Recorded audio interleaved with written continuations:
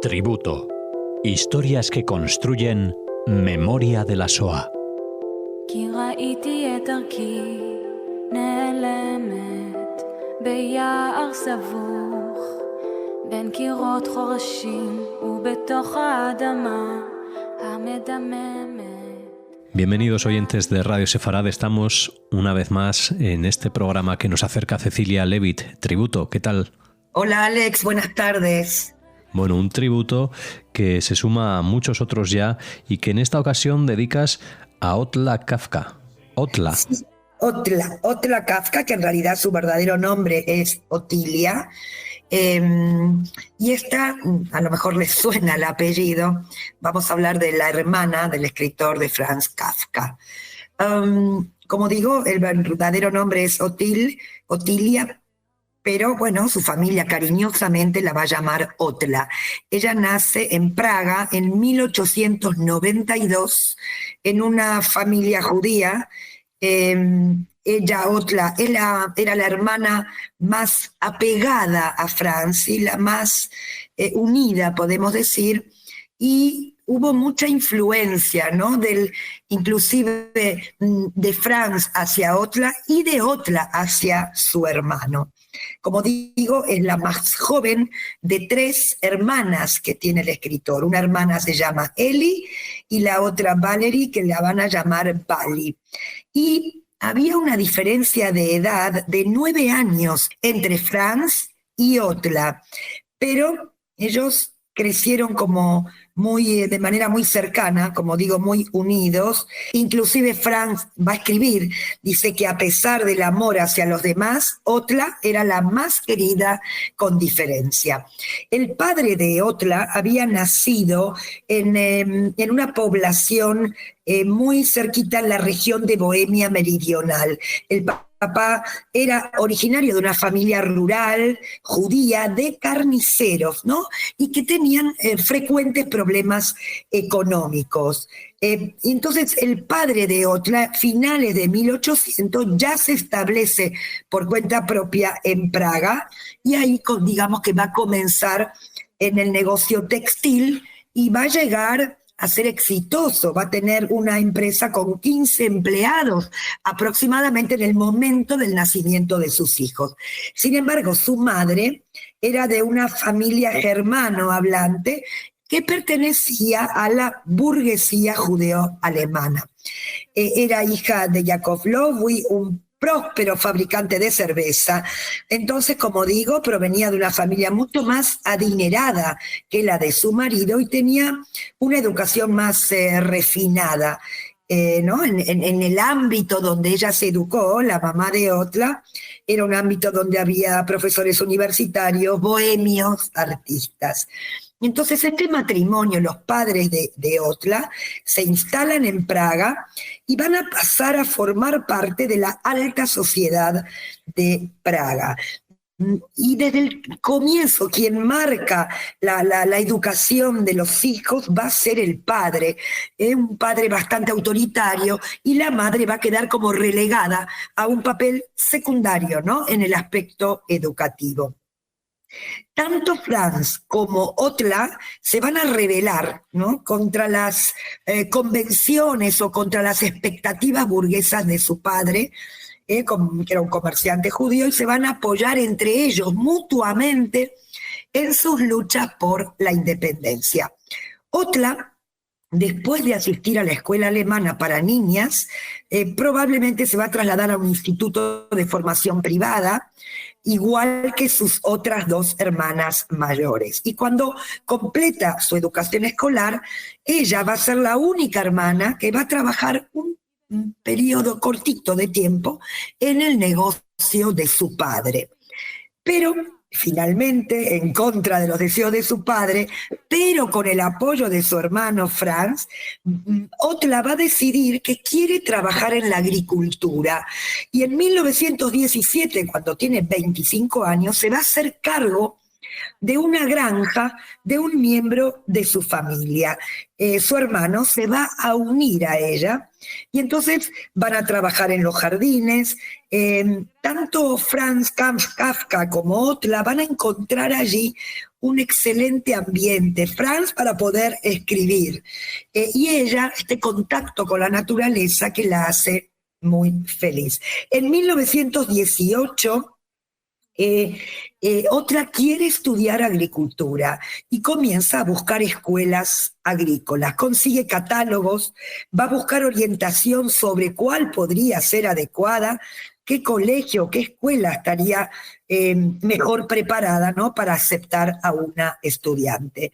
Y como digo, su hermano la va a apoyar, inclusive va a pagar las tasas para apuntarse en este colegio. Y finalmente Otla se va a convertir en la primera mujer en estudiar en la escuela agrícola de Friedland, aquí en Praga. Ya en julio de 1920, nuevamente contra los deseos de su padre, Otla se va a casar con un hombre católico checo llamado Josef David.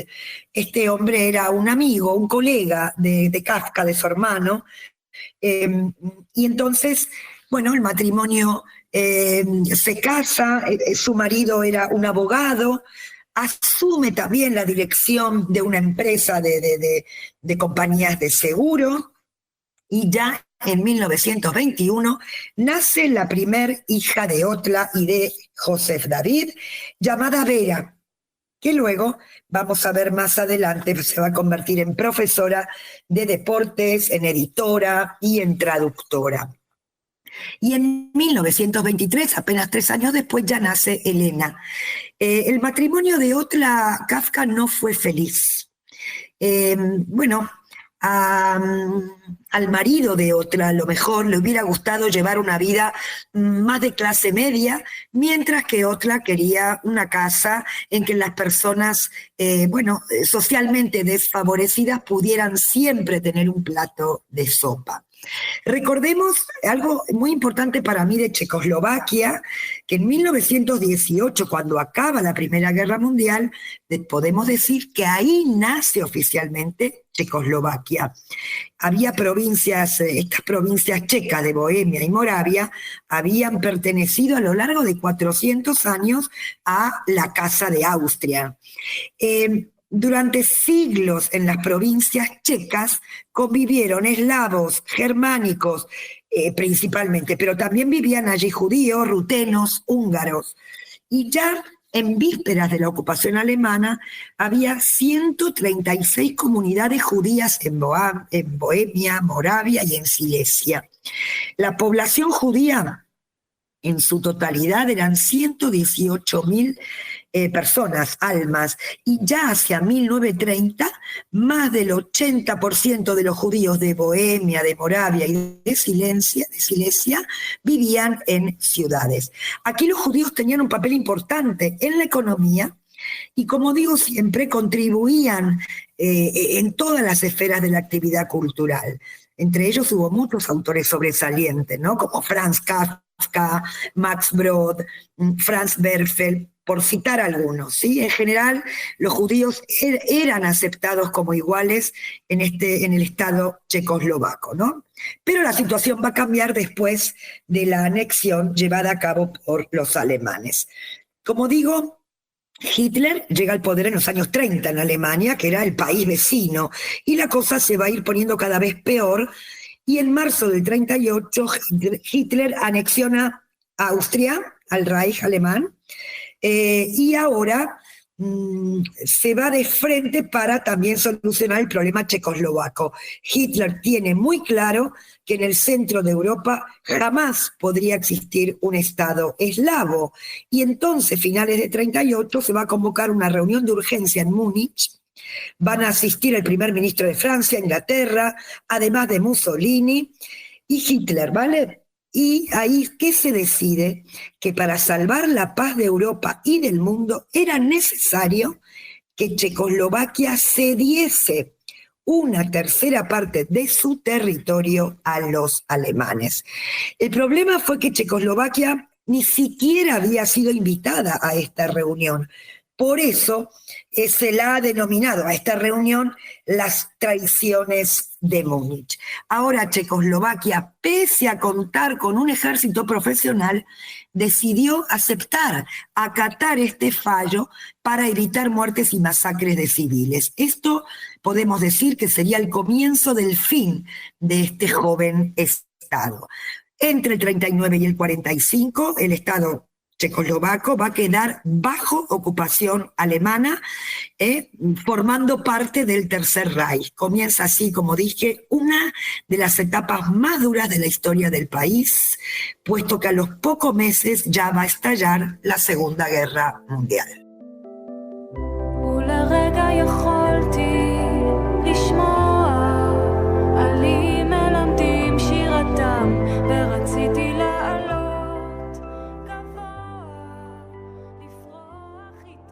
Una de las primeras medidas que van a tomar los nazis cuando llegan a Praga es ejecutar la llamada Judenrein, es decir, la limpieza étnica del Reich de judíos. Y es así como las deportaciones, es decir, limpiar, ¿no? La deportación de judíos van a comenzar en el país ya a finales del 41 y se van a extender hasta el final de la guerra. Quiero recordar que en el 35 se van a anunciar las leyes de Nuremberg, que tienen muchos apartados, pero yo me voy a quedar con uno: la ley para la protección de la sangre y el honor de los alemanes. Esta ley implicaba que un judío no se podía casar con un súbdito alemán, es decir, no podían llevarse a cabo estos matrimonios mixtos. Pero como ya sabemos, Otla Kafka está casada con un no judío. Entonces Hitler al principio, respecto de estos matrimonios mixtos, no va a tomar una decisión. Es decir, estos matrimonios que ya estaban consagrados, respecto de ellos no toma ninguna decisión, con lo cual Otla se va a encontrar como protegida, por lo menos temporalmente, a diferencia de sus dos hermanas, que sí se habían casado con judíos y que inmediatamente fueron deportadas al gueto de Lodz en octubre del 41. Ahora, toda esta carga, si bien Otla está protegida, esta carga de ayudar a sus hermanas, ayudar a sus amigas, a familiares cercanos, ayudarlos a hacer las maletas, quedarse con ellos la noche anterior a que se los llevaran, acompañarlos hasta el punto de recogida para luego regresar a su propia casa, donde todo parecía transcurrir con normalidad. Esta situación se vuelve insoportable para Otla. Y también la situación de su marido tampoco fue fácil, dado que, según la ideología racial nazi, a él se lo va a considerar de parentesco judío, es decir, debía contar, por lo menos desde la base, que iba a perder su trabajo por el solo hecho de tener parentesco judío. Y también lo van a amenazar con internarlo en el campo para maridos arios de mujeres judías en Bistritz, en Benešov. Y entonces, en febrero de 1940, Joseph David, el marido de Otla, solicita el divorcio. Y en agosto del 42 se van a divorciar. Y con la ejecución del acta de divorcio, Otla va a perder su protección contra la persecución de los judíos.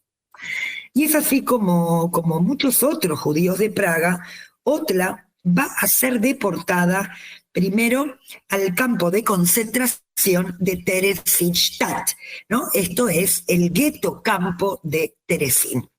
Este campo había sido establecido en el año 41, cerca de una fortaleza militar, que también había sido una prisión, y el régimen nazi tenía como algunos objetivos muy claros respecto de este gueto. Primero, concentrar a la mayoría de la población judía del protectorado aquí, pero también a judíos de Alemania y a judíos de países de Europa Occidental. en su mayoría judíos prominentes, profesionales, intelectuales, de todos estos países que acabo de mencionar. Otro objetivo era permitir la transferencia gradual de judíos entre sí a campos de exterminio, es decir, de a poco transportarlos en trenes de ganado y desde allí a los campos de muerte. Y a finales del 43, otro objetivo que se agrega es ayudar a camuflar, digamos, el exterminio de los judíos, presentando a Terezín como un asentamiento judío modelo. Ahora bien, Otla, dentro de este gueto, va a trabajar como asistente social en un orfanato. Sí, porque adentro del gueto los propios judíos se organizan, sobre todo el trabajo más intenso y más profundo fue trabajar con los niños. Tenían escuelas clandestinas, talleres de arte, y es así como dentro del gueto hay un orfanato y Otla va a trabajar allí. Ella se había ya separado de su familia, de sus hijas, ahora vamos a ver dónde van a estar las niñas, pero lo hace para no poner en riesgo a su familia. Estos niños, los hijos de matrimonios mixtos, se van a llamar los Mischling. En algún momento Hitler va a tomar la decisión y estos niños, a partir de los 14 años, también recibían la orden de ser deportados. Ahora bien, volvamos al gueto y Otla trabaja, como digo, con estos niños huérfanos y de repente, en el año 42, llega un grupo de niños extremadamente demacrados y asustados, van a llegar desde Polonia, desde el gueto de Białystok, un transporte muy importante de niños que se suman al orfanato.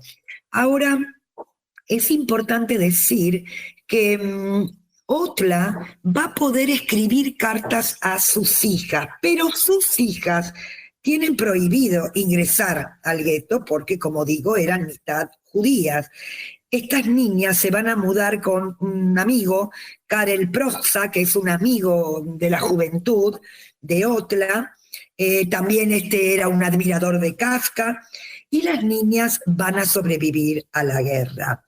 Ahora bien, Otla se va a ofrecer voluntaria para acompañar a estos niños del gueto de Białystok, lo que podemos llamar en un transporte humanitario. Se había dicho, o corre el rumor, que estaba previsto que estos niños pasaran a Suiza o a Suecia. Y entonces Otla se voluntariza para acompañar a estos niños. Y entonces escribe a sus hijas una última carta en octubre del 43 y les cuenta que se había ofrecido como voluntaria para acompañar a los niños, pero esto finalmente resultó ser el viaje a Auschwitz-Birkenau, y allí ella, que tenía 50 años, va a ser asesinada a su llegada junto a otras 52 enfermeras que también habían viajado. Eran 1.200 niños que van a llegar a Auschwitz y van a ser asesinados. Las hermanas de Otla, Eli y Vali, y otros familiares que habían sido enviados al gueto de Lodz también fueron asesinadas. Hay una placa conmemorativa que recuerda a las 3 hermanas en la tumba familiar en el nuevo cementerio judío de Praga. La hija de Otla, Vera, que sobrevivió junto con su hermana Elena, se convirtió en una doctora médico, y va a fallecer el 3 de agosto de 2015 a la edad de 94 años en Praga. Quiero decir que en palabras del escritor, ¿no?, Franz Kafka, fallece en 1924, estuvo enfermo casi a lo largo de toda su vida, enferma de una tuberculosis muy joven, y como fallece en 1924 no llega a ver todo lo que sucede con su familia y con los judíos de Praga. En palabras de Franz Kafka, él decía, mi hermana Otla es pura, es verdadera y es honesta, es siempre capaz de equilibrar humildad y orgullo, lealtad e independencia, modestia y coraje, ¿no? O sea, qué relación tan estrecha que ellos tenían. Quiero contaros, para ir cerrando el tributo, que todas las cartas y postales dirigidas a Otla se conservan y algunas datan de 1910 a 1924, esta primera parte, que son cartas entre Otla y su hermano Kafka, Franz, pero también se conservan las otras cartas que Otla envía a sus hijas y que sus hijas también le responden. Las hijas de Otla, Vera y Helen, van a tener estas cartas con ellas en Praga hasta 1970. Pero gracias a un investigador de Kafka, estas cartas fueron llevadas a Oxford, donde estuvieron en la biblioteca de la universidad hasta noviembre de 2010. Y van a ser publicadas por primera vez por Helmut Binder y Klaus Bachenbach. Y entonces en enero de 2011 se va a anunciar que toda esta correspondencia se va a subastar en una casa de subastas en Berlín.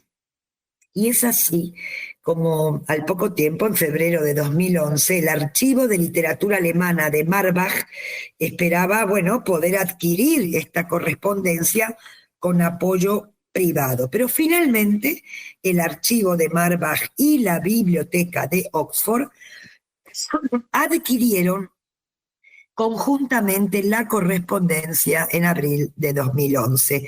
Y obviamente que agradecieron a los herederos de Otla esta disposición de vender las cartas antes de la subasta, y también, al generoso patrocinador, ¿no?, que va a permanecer en el anonimato a petición propia.